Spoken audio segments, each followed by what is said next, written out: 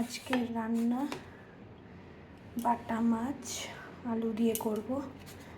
আর এখানে পেঁয়াজটা একটু ঘষে নিয়েছি, টমেটো নিয়ে নিয়েছি একটা, আর দুটো কাঁচা লঙ্কা নিয়েছি। আজকে আর কোনো মশলাপাতি কিছু দেবো না, যেহেতু কোনো মশলা দিচ্ছি না, একটু পেঁয়াজটাকে ভেজে দেবো। এইটুকু ছোট্ট একটা পেঁয়াজ নিয়ে একটু ঘষে নিয়েছি।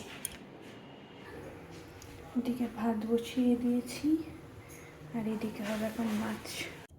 এই যে মাছ ভাজা হয়ে গেছে, এবার শুকনো লঙ্কা আর কালো জিরে ফোড়ন দেব। একটু নেড়ে নিলাম, আলুগুলো দিয়ে দেবো। আলুগুলো একটু ভেজে, আলুটা হালকা করে ভেজে নিয়েছি।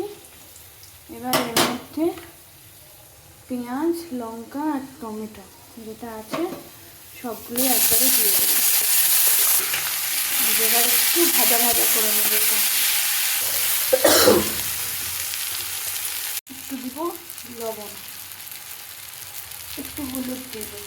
এর মধ্যে কোনো জিরে গুঁড়ো, ধনে গুঁড়ো কিছু দেবো না, একদম সিম্পলভাবে করবো।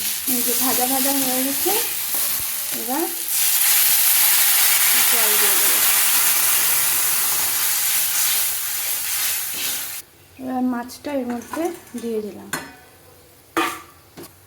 এবার এটা একটু ফুটবে, গা মাখা ঝোল হবে, ব্যাস নামিয়ে নেব।